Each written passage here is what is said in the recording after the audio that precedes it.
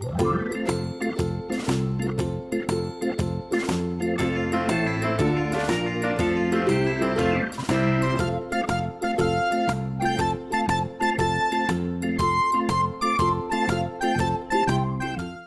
everybody, welcome back to the channel.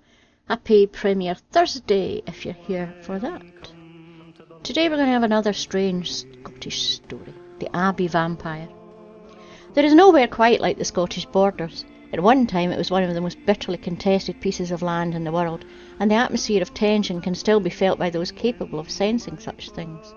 It was here that the Roman Empire ended, for the borders are only a few score miles north of Hadrian's Wall, the only stretch of land in a frontier some thousands of miles long, where the Romans felt it necessary to build a wall of solid stone. On these hills, fields and gentle valleys, Picts and Adriatic Scots, Angles and Britons fought as frontiers surged back and forth. King Arthur may have lived here, and in later times William Wallace, the Black Douglas, the Dark Knight of Liddesdale, the Bold Buccleuch and Black Archibald the Grim all left their mark.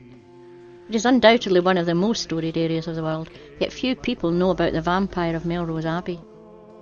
Melrose is one of the jewels of the borders, a small town nestling under the triple peaks of the Eildon Hills and the town that invented rugby sevens.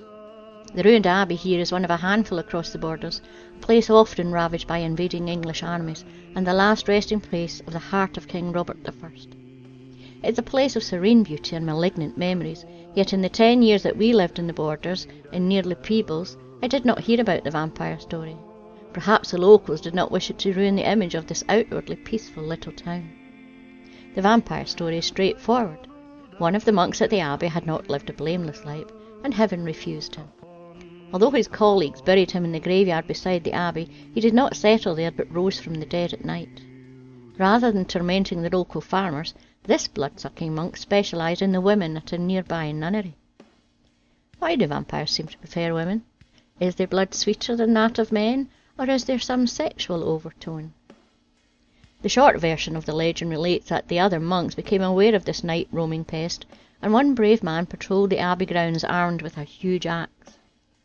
He waited until he saw the vampire rising from his grave, then chopped off his head.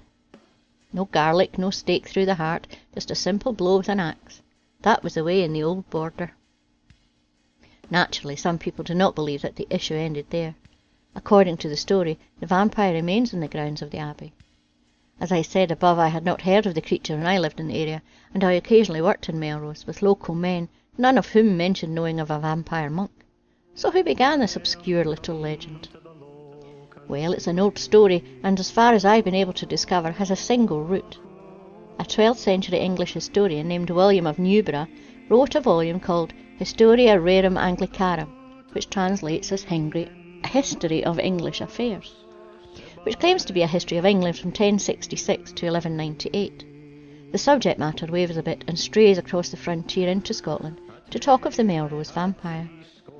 William also mentions other similar stories from England, so perhaps such legends were accepted as history in the 12th century. In William's account, he says that the vampire monk was less than spiritual when alive, and the events occurred a few years ago. Known as Hoodrupest or Dog Priest because he liked dogs, the vampire monk also had a lover in Melrose, and after he was dead and buried, he roamed from his grave. The other monks were not alarmed by his appearances, so he called on his lover. However, she preferred a live monk to a dead one and ran to the abbey for help. Always willing to help a damsel in distress, 4 monks volunteered to guard the grave. After a fruitless night, 3 of the monks retired back to the abbey, leaving a brave man on his own beside the grave. Luckily, this lone man carried an axe and dealt with the vampire, if it was a vampire, as he left the grave. The dead monk quickly retired below the ground from where the monks dug him up. They discovered that the dead monk was in his grave, bleeding from the wound made by the axe. Lifting the body, the monks carried it out of the sanctified ground around the abbey and burned it, allowing the wind to take the ashes wherever it would. Another version, probably from the same 12th century source, but twisted in the retelling, also mentions the name Hunderprest. This version is the only one that claims the undead monk left his grave, turned into a bat and fluttered around the abbey walls, looking for an entrance. Rather than hacking at him with an axe, the monks resorted to the more peaceful and probably more effective method of praying for divine help. The prayer repelled the vampire, who flew into Melrose to find a woman who, in this version, had worked for him, although in what capacity it's hard to say.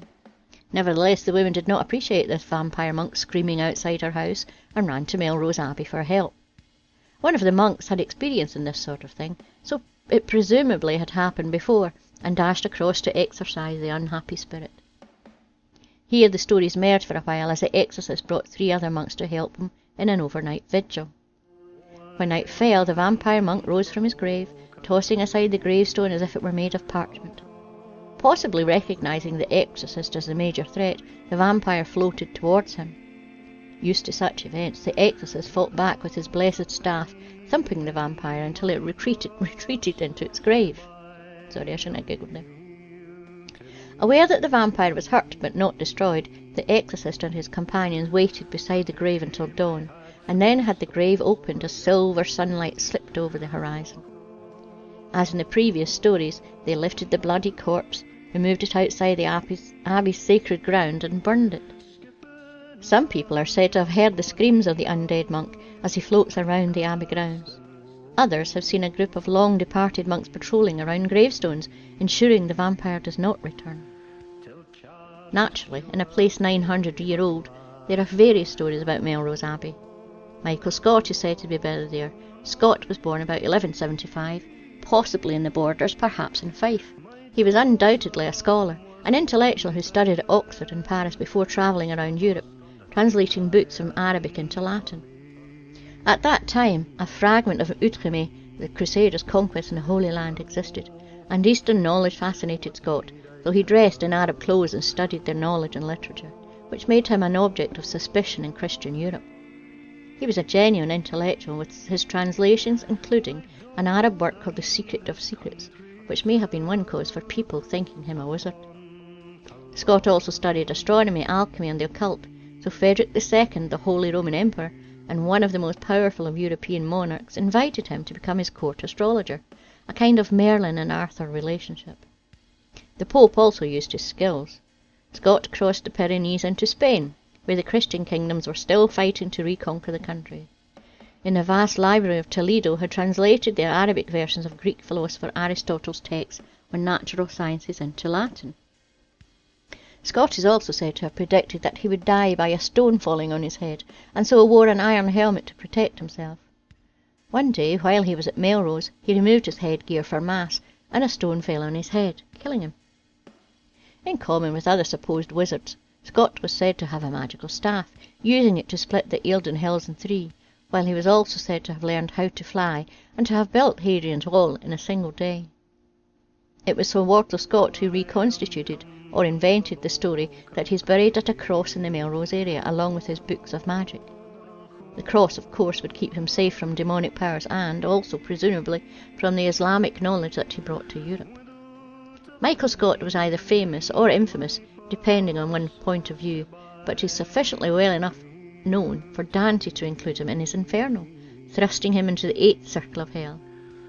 In Scotland, of course, he is better remembered as the Borders wizard, and is said to haunt the ruins of Melrose Abbey. Lastly, the Abbey is also home to an unknown black thing, more like a shadow than anything tangible, which people have apparently seen slithering between the gravestones. Perhaps merely a shadow in the moonlight, but in a building with such a reputation? Who knows? And to round the evening off, the strange story of the Devil's Point. There are some Gaelic words in this, and pardon my pronunciation. The Larrig Grue is one of the most significant passes in the Scottish Highlands, part of the 27-mile-long route from Aviemore to Braemar. It slices through the shadow of Scotland's second and third highest peaks, can harbour gales of up to 90 miles an hour, avalanches and blizzards, and yet it boasts some of the most beautiful hills in the country. Naturally, there are also stories and legends, with none stranger than that of Bod and Devane, also known as the Devil's Point, although a more literal translation would be Penis of the Demon. According to legend, when Queen Victoria came along, she asked her gillie John Brown what the name meant. He told her it was the Devil's Point to avoid embarrassment, although, as the Queen had 9 children, she would have seen the real thing often enough not to care. Never underestimate good Queen Vic, I would say. However, that is history. The Devil's Peak is slightly to the west of the pass, and the Gaelic name and the story date from at least the 17th century. According to the legend, a voice would wake local girls at night, repeatedly calling their names. The call would start softly, gradually increasing in volume till the girl could not ignore it, but would rise to find out who the caller was.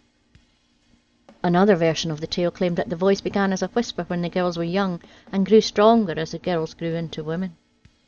The voice was not threatening, but soft and friendly. It continued all through the girls' childhood, but as soon as they became married women, it stopped. Only when the women fell pregnant did the calling start again. For some reason, the pregnant women were more susceptible to the call and followed the summons to climb Bod on the Vein. On moonlit nights, the husbands and other relatives could see the women on the summit, slowly walking to the edge. And then they stepped off to plunge to their deaths on the rocks below. Even today, it is possible to hear the dying screams of the unfortunate women, or so it's said. The end. Don't forget to like and subscribe, and press the wee bell notification. And a huge big thank you to all my subscribers, patrons and members. See you next week. Bye bye.